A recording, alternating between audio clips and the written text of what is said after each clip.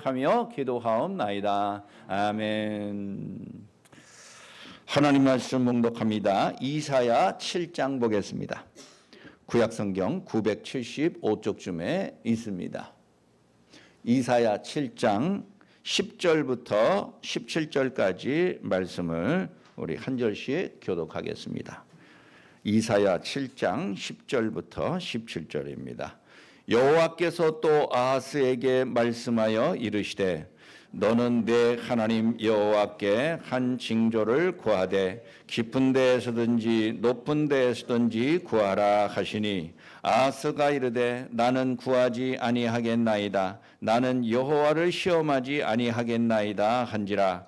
이사야가 이르되 다윗의 집이여 원하건대 들을지어다. 너희가 사람을 괴롭히고서 그것을 작은 일로 여겨 또 나의 하나님을 괴롭히려 하느냐. 그러므로 주께서 친히 징조를 너희에게 주실 것이라. 보라, 처녀가 잉태하여 아들을 낳을 것이요 그의 이름을 임마누엘이라 하리라.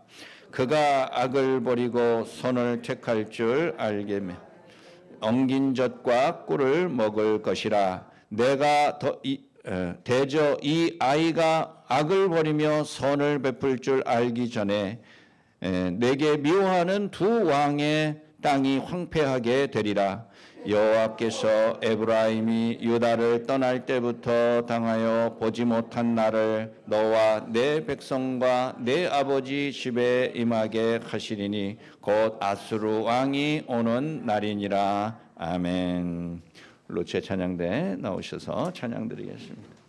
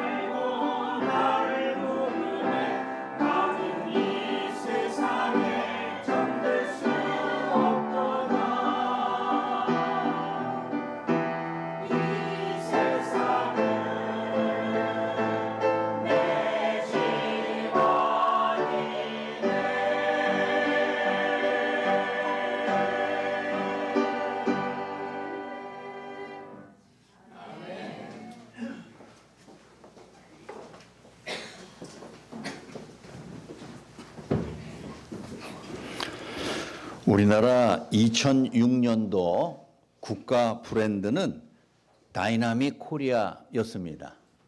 너무 오래돼서 잘 기억이 안 나죠? 18년 전에 우리나라 대한민국이라는 브랜드라는 거는 상표, 제목 뭐 그런 뜻입니다. 그거에 대한 구호가 다이나믹 코리아였습니다. 뭐 회사도 예를 들어서 무슨 뭐 현대 자동차나 삼성전자나 뭐 LG나 이런 대기업들이 있잖아요. 그런 기업들의 이름이 이제 브랜드예요. 뭐 현대자동차에서 자동차를 하나만 만듭니까? 수십 종류의 자동차. 삼성전자도 수십, LG전자도 수십 수백 개의 제품을 만드는데 구체적인 제품을 선전하고 광고하는 게 아니고 그냥 회사의 전체적인 이름과 이미지를 광고하는 것을 브랜드 광고다. 이렇게 말합니다. 대한민국이 자랑할 게 뭐 한두 가지예요. 수백 수천 개이지만은 그냥 대한민국이라는 이름 브랜드 하나를 홍보하는 거. 그게 2006년도에는 다이나믹 코리아였다라는 것이에요.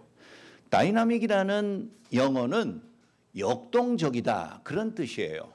막 변화하고 움직이고 가만히 있지 않고 계속해서 활동하고 이런 좋은 의미가 다이나믹이라는 이름이에요. 다이나믹의 반대는 뭐 무기력하고 움직이지도 않고 되는 일도 없고 안 되는 일도 없는 뭐 그런 의미입니다. 그것에 비하면 우리나라는 얼마나 다이나믹합니까? 지난 며칠간 천국과 지옥을 2번씩이나 왔다 갔다 하며 사람을 잠 못 자게 하는 참 다이나믹한 코리아인 것 같아요. 2000년 전 유대 땅에는 이런 이미지와는 정반대로 하나도 다이나믹하지 못했습니다. 2000년 전 이스라엘 땅은 쥐죽은 듯이 조용해서 아무런 삶의 희망도 움직임도 변화도 꿈도 비전도 갖지 못한 그러한 사회와 그러한 절망의 시대였습니다. 어떠한 미래에 대한 소망도 꿈꾸지 못하는 그러한 고난과 낭만과 무기력에 빠진 이스라엘 땅을 여러분 한번 상상해 보십시오. 그런 낭망의 시간 속에서 그런 조용하다 못해 죽은 듯한 고요한 삶 속에 큰 사건이 하나 터졌습니다. 엊그제 벌어졌던 것보다는 훨씬 더 크고 전 세계적이고 우주적인 대사건이 터졌습니다. 그게 바로 성탄이에요. 크리스마스라는 사건입니다. 정말 다이나믹한 사건이 터진 것이에요. 오늘부터 성탄절에 이르기까지 성탄이라는 테마로 주제로 하나님의 말씀을 함께 살펴보고자 합니다. 첫째는 역사 속에 하나님임을 우리가 늘 기억해야 하는 것이에요. 역사란 시간입니다. 과거의 시간, 현재의 시간, 미래의 시간, 시간도 이렇게 구분하면은 과거의 시간을 우리는 역사라고 부릅니다. 시간은 언제부터 시작이 됐을까요? 한번 상상해 보세요. 시간은 언제부터 만들어졌을까? 그거야 처음부터 그냥 있었겠지. 아닙니다. 하나님이 천지를 창조하시기 전에는 시간이라는 것이 없었어요. 시간이라는 것이 어떻게 생겼습니까? 하나님이 태양을 창조하시니 그게 낮이 되었고 하나님이 달을 창조하시니 그게 저녁이 되었어요. 아침이 되고 저녁이 되니 그게 첫째 날이더라. 그때부터 시간이 생겼어요. 여러분 아침에 해가 뜨고 저녁에 달이 뜨고 그 이튿날 다시 해가 뜨고 그래야지 온전한 24시간이 되지 않습니까? 그러니 태양도 달도 별도 그 어떠한 우주가 없는 곳에는 시간이라는 것이 없어요. 시간이 흐르지 않아요. 그냥 영원이에요. 그때는 영원의 때예요. 여러분 우리가 오늘 시간 속에서 살아갑니다. 그 시간이 모여서 흘러서 역사가 되는 거잖아요. 그러니 시간의 주인은 창조주 하나님이세요. 그런 시간들이 모여서 스토리가 있는 시간이 되는 역사라는 것도 하나님이 함께 하시고 주관하신다는 것을 기억해야 한다는 거예요. 따라서 하나님의 뜻과 하나님의 섭리와 아무 관계없는 시간은 절대로 없습니다. 인간의 역사가 하나님과 무관하게 우리들의 생각과 지혜와 뜻과 계획으로만 이루어지는 경우도 한 번도 없습니다. 앞으로도 없을 것입니다. 이스라엘은 우리처럼 북쪽과 남쪽으로 분단이 되었습니다. 약 3,000년 전, 2,000년 전에 그랬습니다. 2,500년 전에 그랬습니다. 그래서 북쪽 이스라엘이 대부분의 80%의 영토와 인구를 차지하였고 20%의 땅과 인구가 있었습니다. 그러니 모든 힘이 북쪽 이스라엘이 압도적으로 갖고 있었어요. 남쪽 유다는 그런 의미에서 늘 불안한 마음으로 살았습니다. 지금 제가 이스라엘의 역사에 대해서 말하는 것입니다. 시간에 대해서 말하고 있는 것입니다. 남쪽 유다가 어느 날 북쪽 이스라엘로부터 군사적인 위협을 받았습니다. 아니 같은 동족끼리 왜 그렇게 서로 으르렁대는가? 그건 뭐 남 얘기할 것도 없어요. 우리만 보더라도 그렇죠. 살벌한 시대예요. 지금보다 훨씬 무도한 시대가 2000년, 3000년 전에 고대 사회예요. 툭하면 전쟁하며 툭하면 와서 약탈과 방화와 고통의 시간들이 계속되는 것이 괴로운 과거의 삶이었어요. 그런데 이 북쪽의 이스라엘이 남쪽 유다를 집어삼키려고 위협하는 것도 문제인데 더 큰 것은 북쪽 이스라엘보다 조금 더 북쪽에 사는 아람, 시리아예요. 오늘날의 시리아라는 나라가 북쪽 이스라엘과 서로 손을 잡고서 남쪽 유다를 집어삼키려고 하는 것이에요. 여러분 생각해 보세요. 100여 년 전, 200여 년 전 이 조그만 한반도 땅덩어리를 놓고서 중국과 러시아가 서로 야합을 하고 손을 잡고 한반도 조선을 공격하라고 한다. 그 얼마나 위기겠어요. 도대체 뭘 가지고 극복할 수 있겠어요. 남쪽 유다가 참으로 힘들고 괴로운 것은 너무나 당연해요. 나라의 운명이 진짜 풍전등화예요. 바람 앞에 등불처럼 겨우 명맥을 유지하는 그 고통과 절망의 시대 속에 있었습니다. 오늘 우리가 읽진 않았지만 이사야 7장 2절에 보면 남쪽 유다의 왕 아하스와 유다의 백성들의 마음이 바람 앞에 숲과 같았다. 여러분 나무가 빽빽한 숲 속에 강한 바람이 밤에 쫙 불면 어떻게 되겠습니까? 쏴 하는 소리, 비가 쏟아지는 것처럼 쏴 하는 소리가 들려요. 그리고 그 나무가 모두가 다 사시나무 떨듯이 부르르 떨었을 거예요. 오늘 멋지게 표현을 했지만 남쪽 유다의 왕과 유다의 백성들의 마음은 그렇게 사시나무 떨듯이 바람 앞에 숲속의 나무들처럼 흔들리고 괴로워했다. 성경은 그렇게 우리에게 보여주고 있습니다. 군사적으로도 대책이 없지요. 외교적으로도 도무지 해결할 길이 없어서 모든 남쪽 유다 백성들이 다 포기한 삶을 살 수밖에 없었어요. 그때 하나님이 선지자 이사야를 보내어서 왕에게 보내서 걱정하지 말아라. 너희가 망하지 아니할 것이다. 하나님이 그들을 구원하시겠다, 보호하시겠다 약속을 하셨습니다. 영국의 저명한 역사학자 아놀드 토인비라는 사람이 있는데 그 사람이 쓴 저서 중에서 이런 내용이 나옵니다. 인류의 역사는 창조적인 소수에 의해서 만들어진 것이다. 그게 지금도 유명한 말이에요. 창조적 소수다라는 거예요. 인간 중에서 다수는 창조적이지를 못해요. 그건 뭐 우리도 다 인정하지요. 아주 극소수의 창의적이고 대단한 사람이 무엇인가를 앞서서 치고 나가면 많은 사람들이 그걸 따라가야지 우리가 인류가 함께 발전해 온 것이죠. 역사 교과서만 보더라도 인류의 중요한 역사적인 시간에 결정적인 역할을 한 소수의 영웅들과 위인들이 있었습니다. 우리나라도 5,000년 시간 속에서 고비마다 우리 한국의 역사적 물줄기를 쫙 바꾸었던 위대한 인물들이 여럿 있습니다. 그러나 여러분 생각해 보세요. 정말 그 한 사람의 탁월한 능력 때문에 우리의 역사가, 인류의 역사가 완전히 180도 바뀌었는가? 아닙니다. 그 한 사람의 뛰어남과 탁월한 능력은 있었겠지만 그 사람이 그 시대에 반짝, 번개가 한번 번쩍 치고 없어지는 것처럼 인류의 역사에 훌륭한 일을 행하였지만 그의 역사적인 위협이 영원히 인류의 역사 속에서 계속되고 문화와 문명 속에서 영구적으로 계속된다? 그런 일은 없었어요. 앞으로도 없을 것입니다.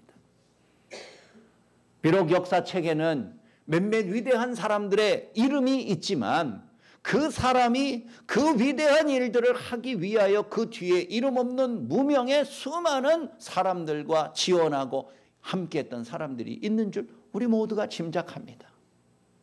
세상의 영웅은 한 명이지만 그 영웅을 만들기까지 많은 사람의 희생과 지원이 없었다면 불가능하였을 것이에요. 우리는 오늘도 내 시간 속에서 살아갑니다. 여러분은 여러분의 역사 속에서 지금 살아가고 있는 것입니다. 그러나 내가 내 시간의 주인이 아니에요.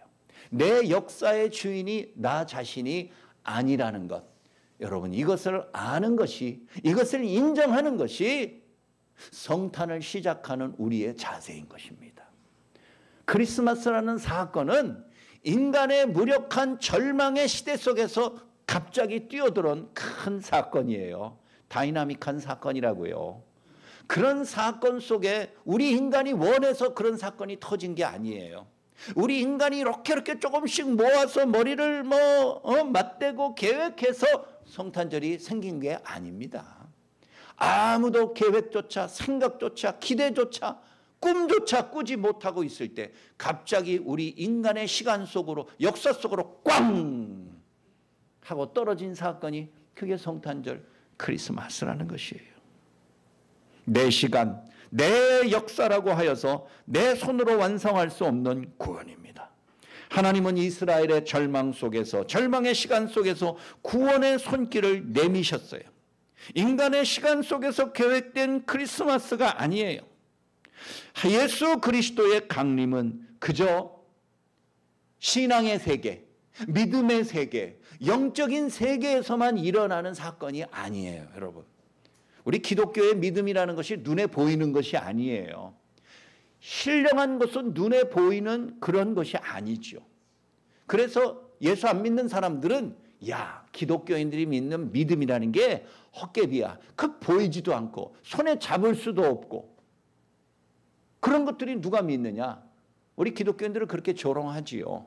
그러나 하나님이 우리에게 주신 이 크리스마스라는 성탄 사건은 눈에 보이는 사건이에요. 우리 인류의 역사 속에서 갑자기, 그러나 가장 위대하게 모든 역사를 뒤바꿀 만한 가장 큰 사건으로서 우리의 눈앞에 보여진 것이지요. 그리스도인들에게만 해당되는 게 아니에요. 예수 안 믿는 모든 사람들, 모든 인류와 과거에 있었던 이 사람과 앞으로 오게 될 다음 세대의 미래 세대까지 전부 영향을 미칠 만한 인류 역사상 최고의 사건이 성탄의 사건인 줄 기억하시기 바랍니다. 내 역사, 내 시간을 여러분 곰곰이 생각해 보십시오. 바로 내 시간 속에, 내 역사 속에 예수 그리스도가 뛰어들어오고 하나님이 그분 우리에게 그러한 그 내 시간 속의 역사 속에 큰 사건을 이루셨다는 것을 기억하며 오늘도 하나님의 성탄이 우리에게 가져다 줄 이 놀라운 희망과 구원의 메시지를 고대하는 여러분들의 삶이 되시기를 간절히 바랍니다. 두 번째는 하나님을 시험하라 라는 것이에요. 하나님을 시험하라요. 여러분, 남쪽 유다가 그들의 역사 속에서 두려워 떨었습니다. 그러자 하나님은 그들의 조상인 아브라함과 이삭과 야곱과 다윗에게 했던 약속을 지키기 위해서 그들을 안심시켰습니다. 이사야 선지자가 가서 대신 하나님의 뜻을 전합니다. 걱정하지 마시오. 하나님이 여러분들을 망하게 내버려 두지 않을 것입니다. 하나님이 그렇게 약속하셨습니다. 하나님의 뜻을 내가 전달할 뿐입니다. 라고 말하였어요. 하나님은 이스라엘의 조상들과 맺은 똑같은 약속, 내가 너희를 영원히 지키며 다윗의 왕위가 영원토록 보존되게 할 것이다. 그게 하나님의 약속이에요. 후손들이 아무리 못되게 굴어도 하나님이 참고 조상들과 맺은 약속을 이루어 나가시겠다. 하나님이 다시 한번 그들에게 확인시켜 주었습니다. 그런데 그런 이사야 선지자의 말을 듣고도 아하스 왕과 신하들이 도무지 믿지를 않았어요. 자기 눈앞에 보이는 이 두려운 칼과 창에 대한 고난과 괴로움만 생각했지, 하나님의 그와 같은 눈에 보이지 아니하는 약속, 말로만의 약속은 도무지 믿을 수 없다라고 생각하고 계속해서 두려워 끙끙 앓았어요. 진짜 믿음 없는 사람들한테는 백약이 무효한 경우죠. 그러자 하나님은 아하스 왕에게 이렇게 말씀하십니다. 그러면 내가 너희를 도와주고 구원하겠다라는 증거를 보여줄 테니까 원하는 증거를 말하라. 하나님이 이렇게까지 제안했습니다. 말해봐라. 오늘 11절 말씀에서 네가 원하는 증거가 무엇인지, 징조가 무엇인지를 나한테 말해봐라. 그러면 내가 그것을 보여주겠다. 그러면 네가 믿겠느냐? 하나님이 이렇게 말씀하신 경우가 거의 없어요. 거의 없어요. 평범한 징조나 증거가 아니라 사람의 능력이 미칠 수 없는 깊은 바닷속에서 벌어지는 일, 저 높은 하늘 꼭대기에서 일어나는 엄청난 자연의 현상을 네가 나한테 요구하고 징조를 구하면 내가 그것을 보여주겠노라. 그렇게 해서라도 네가 믿겠다면 내가 그렇게 해주겠노라. 하나님이 11절에서 그렇게 말씀하셨어요. 그러자 아하스 왕이 하나님의 그와 같은 제안을 거절했습니다. 아닙니다. 나 못합니다. 나 징조를 구하지 않습니다. 나 하나님을 시험하지 않겠습니다. 아하스 왕의 그 말은 옳아요. 옳습니다. 하나님을 시험해서는 안 됩니다. 하나님은 시험의 대상이 아니라 믿음의 대상이지요. 율법적으로 보나 신앙의 원칙상으로 보나 우리가 신앙생활하면서 하나님 시험하는 것처럼 우리 신앙생활하면 안 됩니다. 마태복음 4장 6절에서도 사탄이 예수 그리스도를 시험할 때 그리스도가 사탄에게 이렇게 말했습니다. 하나님을 시험하지 말라. 그것은 신명기 6장 16절에 이미 있었던 거예요. 모든 이스라엘 백성들이 모세의 율법을 통하여 온전한 삶의 원칙 가운데 하나는 하나님을 시험하지 않는 것입니다. 하나님, 내게 이렇게 해주면 나 예수 잘 믿겠습니다. 나 이번에 성공하게 해주면, 나 이번에 승진하게 해주면, 나 이번에 대박을 터뜨리게 해주면 내가 하나님 앞에 헌금도 많이 하고 신앙생활도 열심히 잘하겠습니다. 이런 것들이 하나님을 시험하는 거예요. 하나님에게 조건을 내걸고서 딜하는 거예요. 협상하는 거예요. 주거니 받거니. 내게 오는 게 있어야지 내가 하나님 앞에 줄 게 있지요. 이런 게 하나님을 시험하는 거예요. 온전한 신앙생활의 모습이 아닙니다. 그런데 아하스 왕이 나 하나님에게 증거를 요구하지 않겠습니다. 나 하나님 시험하지 않겠습니다. 이렇게 말한 것은 아하스 왕이 겸손해서가 아니에요. 하나님에 대한 불신앙을 드러냈기 때문이에요. 아하스 왕은 한 번도 하나님을 제대로 믿은 적이 없어요. 처음부터 하나님을 제대로 안 믿은 사람이에요. 그의 아버지는 참 신실한 왕이었지만 그 밑에 진짜 호랑이 밑에 호랑이 태어난 게 아니고 고양이가 태어난 격이에요. 아하스는 하나님을 온전하게 믿지 않고 자기 아버지하고는 영 다르게 유다 전 지역의 우상을 숭배하게 강요하고 하나님을 믿는 모든 것들을 다 없애버렸어요. 그런 사람이 이제 와서 하나님에게 징조를 보여주세요. 급하니까, 다급하니까 하나님 증거를 주세요. 나를 구원하시겠다고 확실히 약속해 주세요.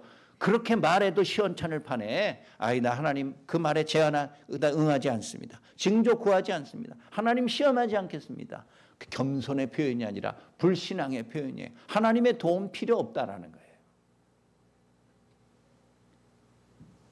기적과 같은 징조가 여러분 우리의 없던 믿음이 생기게 하는 건 아닙니다. 기적에 의존하는 신앙은 참된 신앙이 아닙니다. 여러분, 모든 사람들 앞에 죽은 자가 살아나고 병든 자가 낫고 대단한 무슨 천재지변의 하나님의 능력과 기적이 보이면 세상의 모든 사람들이 다 하나님을 믿고 교회가 미어터질 것 같지요. 정말 그러면은 하나님이 그렇게 하셨을 거예요. 그렇게 해도 소용없는 거예요. 아무런 믿음 없는 사람이 특별한 기적을 보고서 하나님을 믿는 경우는 없어요. 그러나 어떤 기적은 연약하고 불완전하고 부족한 믿음이 좀 더 발전된 성숙한 믿음으로 나아가는 데는 도움이 될 때가 있습니다. 예를 들면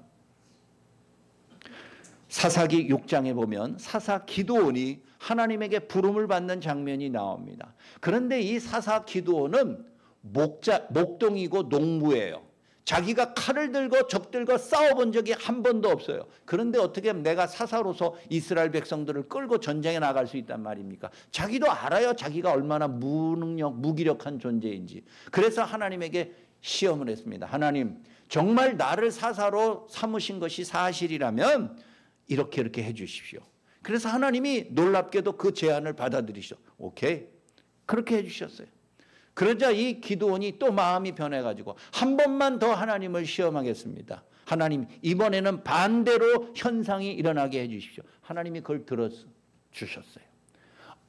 없던 믿음이 생겨날 수는 없지만 작은 믿음이 큰 믿음이 될 수 있고, 불완전한 믿음이 완전한 믿음이 될 수 있고, 미성숙한 믿음이 성숙한 믿음으로 변할 수 있게 만드는 것이 그게 징조요, 또 하나님의 능력이기는 해요. 그러나 지금 아하스는 끝내 하나님을 외면하였어요. 그래서 인간적으로 다른 생각을 계속하고 있습니다. 이런 국난을 어떻게 극복할 것인가 고민하여서 하나님의 제안과 하나님의 약속에 대해서도 믿지 아니하고 다 물리치고 밀사를 보냈습니다. 몰래 사신을 보냈는데 어디에다가 사신을 보내냐? 아수르라는 또 다른 이방 나라에 몰래 사신을 보냈습니다. 그리고 수많은 보물을 가지고 가서 조공을 바치며 우리의 이 군사적인 위협을 도와서 우리가 망하지 않게 해주면 우리가 당신을 신하의 나라로서 우리가 당신을 섬기겠습니다. 이렇게 제안을 합니다. 아수르 또 다른 나라에 가서 한 거예요. 아까 제가 예를 잘못 들었나 모르겠네요. 조선이 200년 전에 중국과 청나라와 러시아가 손을 잡고 조선을 집어삼키려고 그러면 너무 위험하니까 일본에게 몰래 밀사를 보내가지고 우리 좀 도와주시오. 군사적으로 도와주면 우리를 당신은 영원한 황제국으로 섬기겠소. 이렇게 말하는 거하고 똑같다는 거예요. 어찌 보면 하나님에 대한 불신앙의 표현이 가장 극악한 모습으로 나타났어요. 나중에 아수르가 남쪽 유다를 위협하는 북쪽 이스라엘과 시리아와 전쟁을 벌여서 남쪽 유다를 정말 구해주기는 구해줬어요. 그런데 그 아수르가 북쪽 이스라엘을 침략해서 북쪽 이스라엘을 멸망시켜버렸어요. 그러고 가만히 있겠어요? 과거의 고대 사회는 다 제국이기 때문에 제국주의의 사상에 물들어 있는 사람들이기 때문에 영토를 자꾸 넓힐 생각만 하는 거예요. 자나깨나. 북쪽 이스라엘을 집어삼킨 아수르가 한 줌밖에 되지 아니하는 남쪽의 유다를 가만둘 것 같습니까? 거기도 또 군사적으로 위협하는 거예요. 그런 세계의 역사와 미래의 정세를 인간이 알 수가 없는 거예요. 속마음을 알 수가 없어서 그렇게 무력하게 또 당하고 또 더 큰 위협에 휩싸이게 되는 것이에요. 오늘 우리가 읽은 15절부터 마지막 17절의 말씀이 바로 그것이에요. 너희를 위협하는 북쪽 이스라엘의 왕과 시리아 아람의 왕 둘이 쫓겨나게 되겠지만 너희가 구원을 요청한 아수르로 인하여서 더 큰 고난과 두려움 속에 있으리라. 실제로 역사적으로 그렇게 됐어요. 여러분, 크리스마스는 하나님께서 절망의 늪에 빠진 우리 인간에게 내밀어준 구원의 도움의 손길이에요. 그것을 잡는 사람은 구원의 은혜를 입지만 그 손길을 뿌리치고 또 다른 인간적인 술수를 원하는 사람에게는 아무런 희망도 없는 것이, 그게 성탄을 통해서 우리에게 주는 하나님의 메시지예요. 이런 재미난 얘기가 있어요. 어떤 신실한 사람이 등산을 하다가 발을 헛디뎌서 절벽에서 떨어졌어요. 얼마나 깊은 절벽인지 한 번 떨어지면 살아나는 사람이 없어요. 간신히 절벽에 나와 있는 나무 뿌리 하나 붙잡고 버티고 대롱대롱 죽기 직전이었어요. 그 사람이 아무리 불러도 깊은 밤중에 사람이 없어요. 그래서 하나님께 기도했어요. 하나님, 나를 살려주십시오. 내가 신실하게 지금까지 살았는데 여기서 이렇게 허망하게 죽게 내버려 둘 겁니까? 나를 제발 살려주시고 도와주시고 구원해 주세요. 그랬더니 하나님이 정말 음성을 들려주셨대요. 좋아, 내가 너를 구원해 주리라. 너는 정말 내가 너를 이 위기의 절망의 순간에서 구원해 줄 것이라고 확신하냐? 네, 하나님 믿습니다. 그러면 손을 놔라. 아니, 지금 절벽에 대롱대롱 나무 뿌리 하나 붙잡고 매달려 있다니까요. 그런데 하나님이 갑자기 내가 너를 살려주겠다, 내가 너를 구원해 줄 것을 네가 믿는다고 하지 않느냐? 그러면 나를 믿으면 그 손을 놓아라, 이렇게 말했어요. 그랬더니 그 사람이, 아니 어떻게 지금 이거 겨우 붙잡고 있는데 이걸 놓으라고 그러십니까? 내가 너를 구원해 주겠다고 너가 약속하고 네가 그걸 믿는다며. 그러면 그거를 놓아봐. 그러면 내가 너를 어떻게 구원하는지 한번 보라고. 그랬더니 그 사람이 뭐라고 대답했는지 아세요? 소리를 질렀어요. 거기 누구 또 다른 사람 없어요. 아하스 왕에게 하나님이 내가 너를 구원하겠다는 징조를 말해보아라, 증거를 말해보아라, 내가 너를 구원해 주겠다. 그러나 아하스는 그것을 일절 구하지 않고 하나님에게 의지하지 않았어요. 그러면서 다른 인간적인 손길을 구했어요. 아수르라는 이방 나라에게 쪼로로 달려가서 도와달라고 거기에 애걸복걸 하였고, 그것이 남쪽 유다의 멸망을 앞당기는 지름길이 돼버리고 말았습니다. 사랑하는 여러분, 연약한 아기 예수가 무슨 도움이 되겠습니까? 골리앗과 같은 힘센 장수를 보내주든가 대단한 자연적인 능력과 힘을 보여서 저들이 무서워 도망가게 하든가 해야 될 텐데, 그러나 인류를 구원할 유일한 통로는 오직 창조주 하나님 한 분뿐임을 깨닫고 그분에게 소망을 간절히 구할 때에 우리의 진정한 하나님의 역사하심이 나타나게 될 줄 기억하시기 바랍니다. 하나님이 우리에게 주신 구원의 약속은 너무 엄청난 것이에요. 그리고 우리의 인간의 역사 속에서 하나님이 구주 되시라는 것을 인정해야 돼요. 절벽에 매달려 있는 우리의 삶이라 할지라도 네가 그것을 놓아보아라. 인간의 생명과 죽음은 내 손에 달려있다는 것을 네가 진실로 믿는다면 한번 놓아보아라. 아무도 놓지 않아요. 결국은 그 모든 믿음이 공수표라는 것을 증명할 뿐이에요.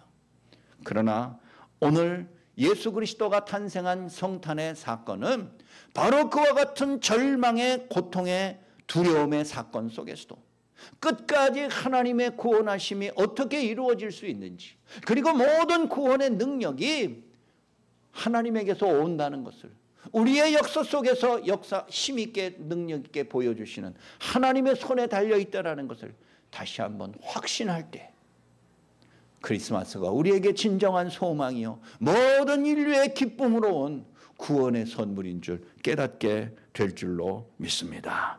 마지막 세 번째, 임마누엘 하나님을 발견하는 것입니다. 아하스 왕이 끝내 하나님을 시험하지도 않고 구원의 어떠한 징조도 구하지 않자 오늘 14절 말씀 보니까 이렇게 돼 있어요. 그러므로 주께서 친히 징조를 너희에게 주실 것이라. 여기서 친히라는 말이 중요해요. 친히, 왕께서 친히 오셨다. 친히라는 건 뭐예요? 몸소, 본인이 직접 그런 뜻이잖아요. 주께서 친히 징조를 주시겠다. 인간인 왕이 징조를 구하지 않으니까 하나님이 나서서 먼저 징조를 주시는 거예요. 인간에게는 부끄러움이에요. 하나님에 대한 믿음이 있는 자는 징조를 구하는 것인데 그 징조를 구하지 않은 것은 하나님조차 신뢰하지 않겠다는 것이에요. 하나님을 믿을 수 없다는 것이에요. 그러자 하나님께서는 오늘 14절 말씀에서 내가 너희에게 친히 징조를 보여주리니 장차 처녀가 잉태하여 아들을 낳으리니 그가 곧 구주이시니라. 그게 바로 성탄의 시작이지요. 크리스마스의 출발이에요. 여러분, 처녀가 잉태하여 아들을 낳을 것이라 라는 예언이에요. 여러분, 우선 처녀가 잉태하는 게 불가능하지요. 어떤 인간뿐 아니라 어떠한 하등한 생명체도 홀로, 암컷이 홀로 잉태하고 생명을 갖는 것, 그거 불가능합니다. 그런데 하나님께서 놀랍게도 처녀가 잉태하여 아들을 낳을 것이니 그가 곧 구원의 징표니라, 징조니라. 우리 주님이 그렇게 하나님께서 친히 말씀을 하셨어요. 하나님의 창조는 언제나 인간의 상식과 수준을 뛰어넘었어요. 창세기 1장 1절 이하에 나오는 6일 동안의 하나님의 창조는 언제는 우리 인간이 흉내낼 수 있는 것입니까? 사람의 수준과 상식으로 이해할 수 없는 일들을 하나님은 행하셨어요. 그게 창조주만의 능력이에요. 무에서부터 유를 만드셨어요. 창조하셨어요. 없던 것이 있는 거예요. 원래 있던 것들을 잘 고쳐서 더 좋게 개선하는 것은 창조가 아니에요. 그거는 발전이지요. 개선이에요. 아예 없던 거를 있게 만드는 것이 발명이고 창조예요. 창조는 오직 하나님만이 하실 수 있는 거예요.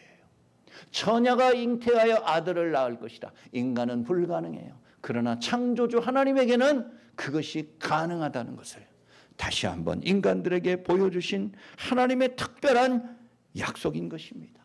무엇보다도 장차 오실 메시아는 그 이름이 임마누엘이라고 하나님이 친히 지어주셨어요. 정해주셨어요.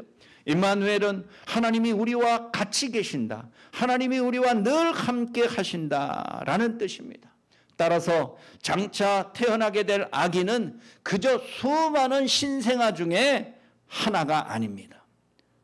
그 태어나는 아들이 가는 곳마다 있는 곳마다 하나님이 모두 함께 하시고 동행하시고 임재하시겠다라는 놀라운 역사인 것이에요.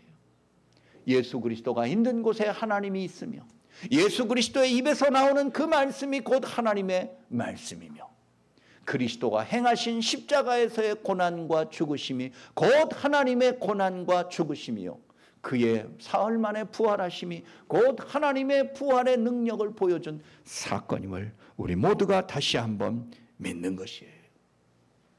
아하스를 비롯한 유다의 지도자들은 하나님의 창조와 약속에 대해서 실망했을 것입니다. 에이, 보여주신다는 징조가 기껏해야 아직 태어나지도 않은, 언제 태어나지도 알지도 못하는 애 한 명 태어나는 것이 그게 무슨 증거고 그게 무슨 징조고 그게 무슨 구원의 약속이란 말인가? 실망했을 것입니다.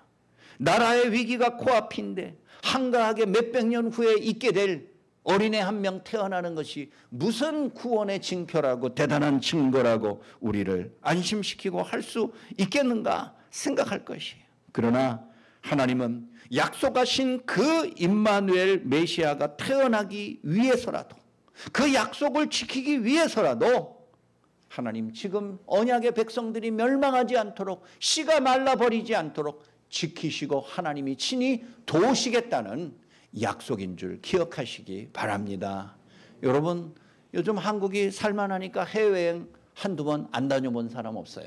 그러나 완전히 다른 문화권에 말 한마디 통하지 않는 곳에 우리 보고 혼자 다 비행기표 예약하고 호텔 예약하고 어디 갈 거 다 인터넷으로 예약하고 거기 가가지고 공항에 도착하자마자 어떻게 통과하고 어떻게 또 차를 타고 어디까지 가고 그거 하라 그러면 못 갑니다. 여기 있는 분들 중에서 99% 못 갈 거예요. 그러나 우리에게는 뭐가 있습니까? 여행사가 있잖아요. 가이드가 있잖아요.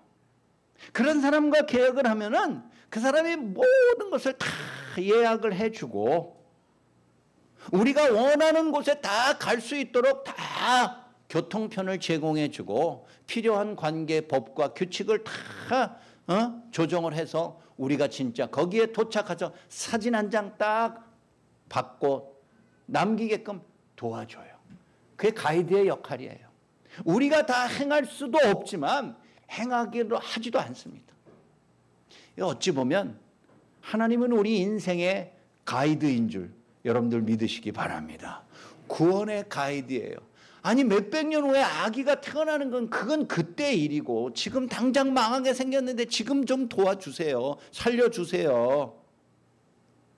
하나님은 600년 후에 예수 그리스도가 탄생할 때까지 그 기간의 시간 동안 하나님이 지키시고 가이드처럼 우리를 보호하고 우리를 그 영광의 순간까지 맞이할 수 있는 그때까지 인도하시고 함께 하시겠다.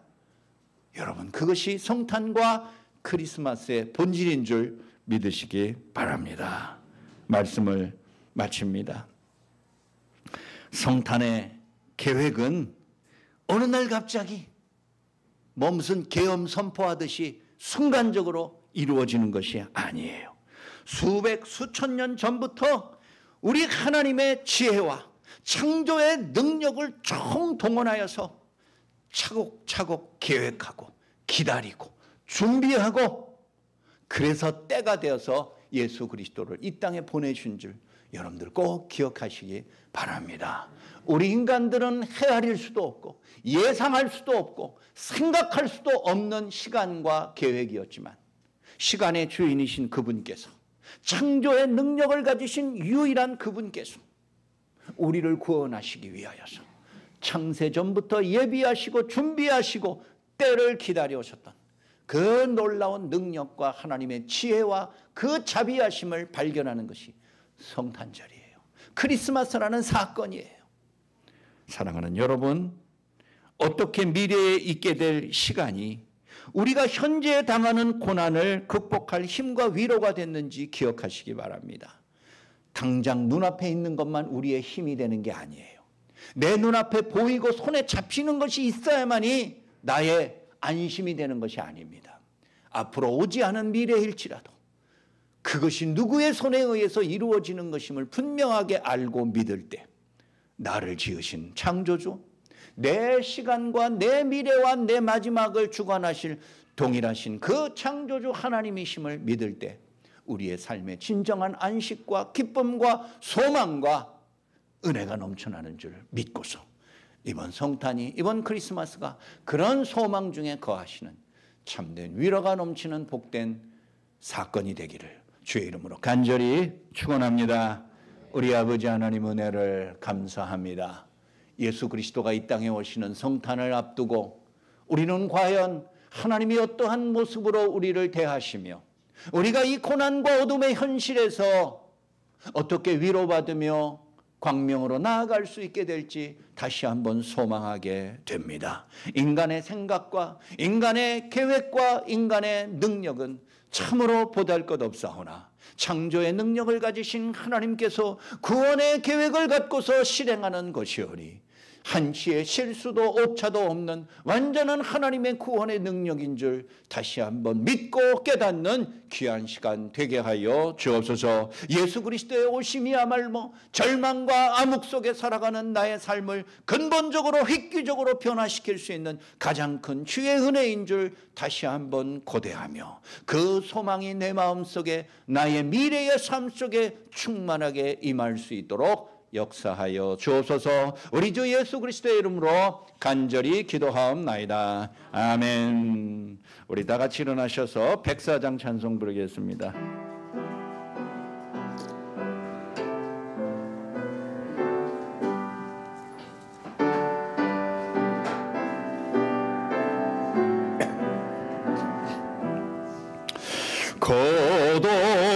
고도소성의 만우에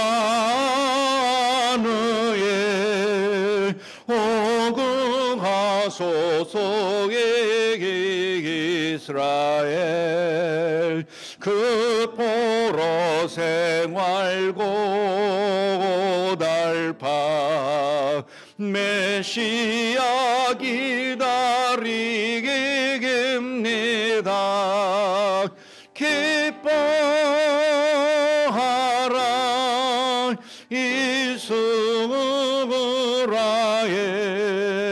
고도시리고에게 만응해 거둬서서 지혜의 주 온 만물 질서 주시고 참 진리의 길 보이사